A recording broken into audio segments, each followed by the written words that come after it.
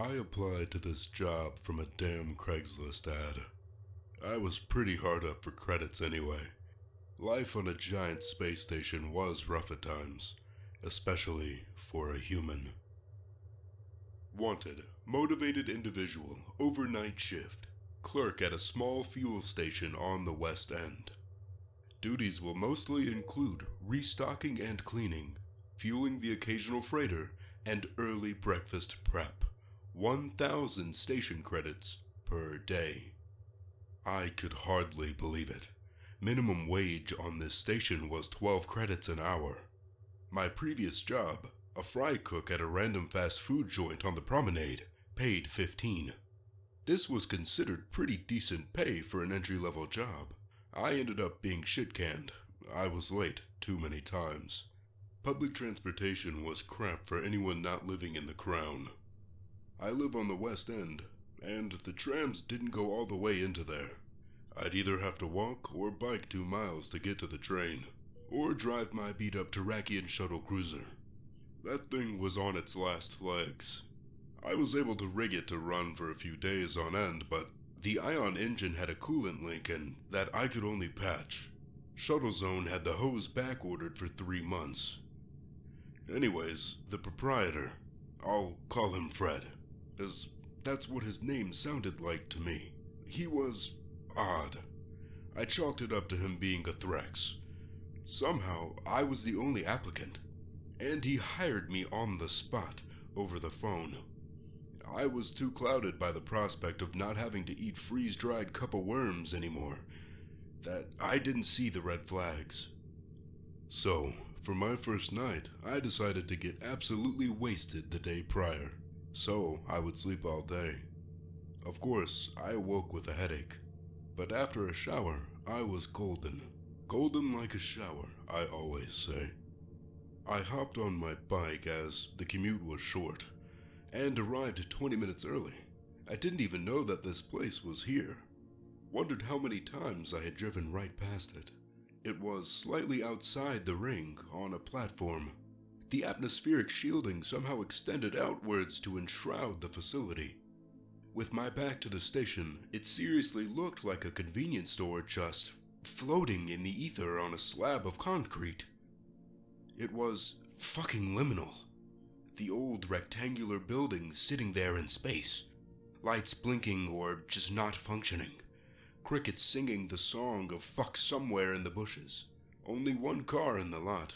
I assumed it was Fred's. It was an older Lexus R-Spec.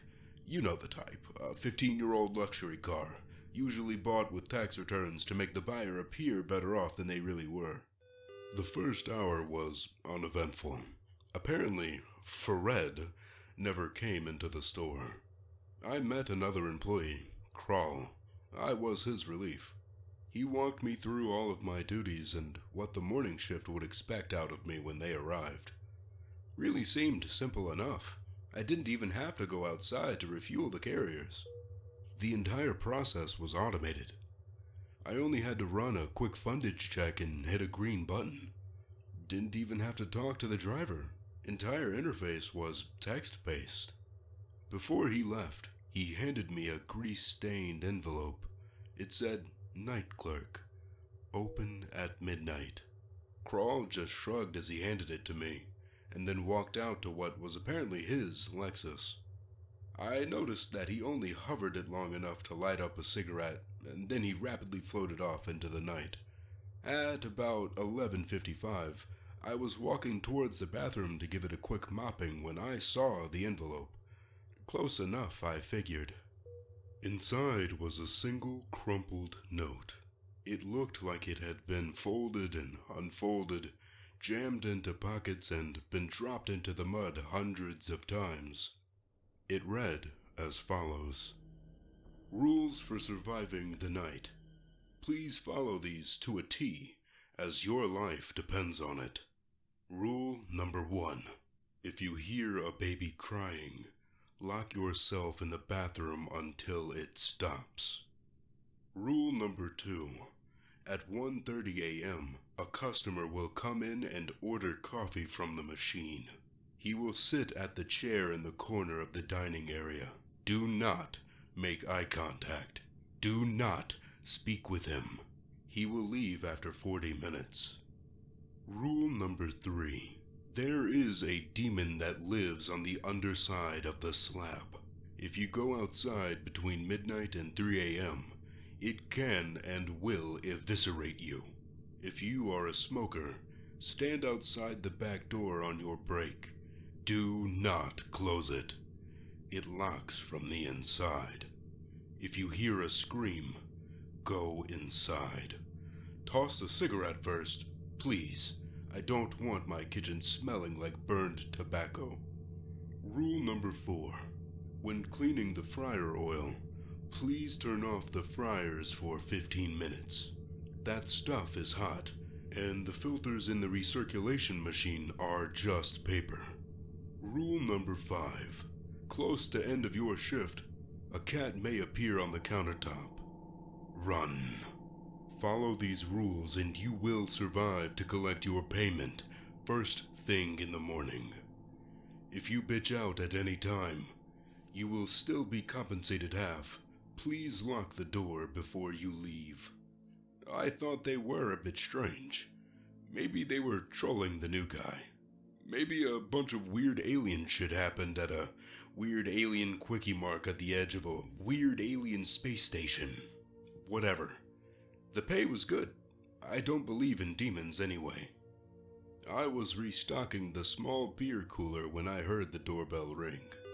Looking up, I saw that the time was 1:30, exactly. A large alien in a trench coat slithered in silently. Shit, this was the coffee guy. I'm not supposed to look at him. Still, I couldn't help it. I didn't think he could see me through the glass of the cooler anyway. He slowly made his way to the coffee machine, a trail of slime following behind him. Fuck, I'm gonna have to mop that up, I thought. He flashed the credit chip on his wristband. The cup dropped, filled, and with a slimy tentacle, he grabbed the cup shakily. Of course, once he sat down, I completely forgot about him. After I was done with the cooler, I decided it was break time. I grabbed an energy drink and my pack of cheap smokes and headed for the front door. I glanced over and made eye contact with the coffee slug. He shot up, suddenly, and in an instant he was right in front of me, snarling. I instinctively swung my fist at him, my rockstar Martian cola exploding over both of us. Damn, bro! He said. Nobody round here has the balls to do that. Name's Hector. Can I buy you a coffee and come have a smoke with you? I agreed. He's actually a cool guy. Turns out that everyone treats him like shit because he looks like a slug. What a bunch of bullshit. So, we chatted about sports for a while before he hopped into his truck and drove off, waving a tentacle out the window. We're going to watch a baseball game next week. His treat. Anyway, I lit another smoke and reflected on how silly that list really was. And then I heard the most blood-curdling scream I could ever imagine. I turned towards the doorway, and standing in front of it was a fucking demon. And by demon, I mean demon. Red guy, horns, tail with the spiky bullshit at the end. You know, demon. It just stood there, smiling at me. So of course, I smiled back. The first guy seemed to respect lack of fear. Maybe Satan Jr. would too. Nope. It came straight at me. Its right arm extended with a large claw out, like it was planning on slashing me in half. I splashed the rest of my coffee in its face and blocked his arm. Then I elbowed him in the face. "Asshole!" it screamed, blood spilling from its nose. It then said, "I'll fuck you up for that, whatever the hell you are." And then it attempted to shove me, but I grabbed both of his arms and headbutted him right in his already broken nose. I have no idea what planet these alleged demons come from, but Christ, they are weak. I'm not even that badass. I sleep with a waifu pillow, for fuck's sake.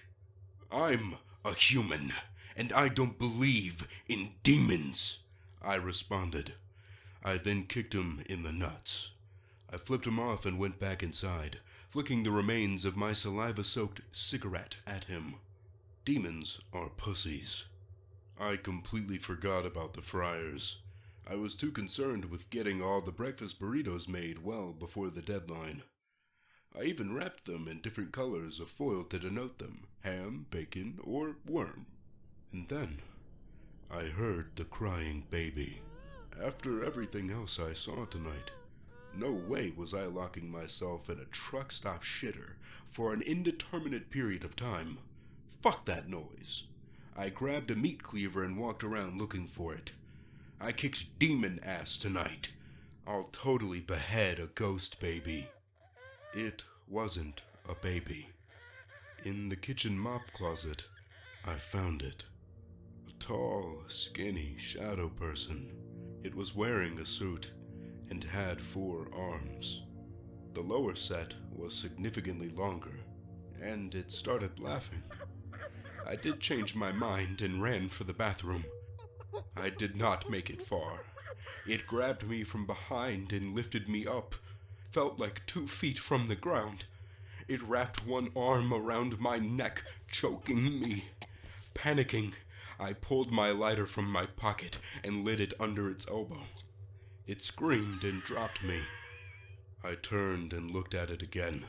Its head was nothing but a gaping maw, lined with clear, plasticky teeth. They were slowly orbiting the perimeter. The center of its mouth hole had the depth of 1,000 singularities. Its breath was hot and wet, and stunk like nothing I have ever smelled.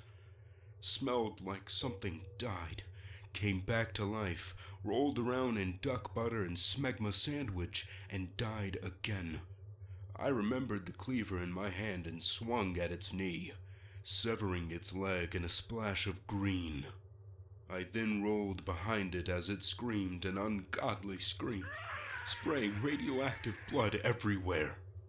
And I buried my weapon in the thing's back. Lucky for me, it had some sort of central nervous system, as everything below that seemingly went limp. I then grabbed it by the back of its stupid tie and plunged his head into the deep fryer until it stopped squirming. Looking at the clock, I was happy that I would have time to cool it down and clean the oil before the end of my shift. I shut the fryers off and pounded an energy drink, kicking Stinky Slender Man a few times to make sure it had actually died. While I waited for the cool down, I decided to drag the body to the dumpster. I needed another smoke, and I was sure I wouldn't get the demon again. I had the cleaver, just in case. Rest of the shift went normally. Never did see the cat that night. Morning crew arrived as I was refilling the coffee machine. The freshly mopped lobby shining its pine sol glow as Sinatra played quietly over the PA system. Bob, the morning manager, seemed a bit scared of me, but he handed me a credit chip anyway, always remaining almost an arm length away from me. Same time tonight then? I asked. He looked at me like I had 3 tits on my head, and nodded. I still work there. I'm now general manager, and it's the best job I've ever had. Fred absolutely loves me. Even let me put up Christmas decorations. Oh yeah, the cat. Turns out that most aliens are just scared of cats. That's it. He's just a normal cat. He lives with me now. I named him Demon. We give each other little headbutts while we share tuna on my waifu pillow.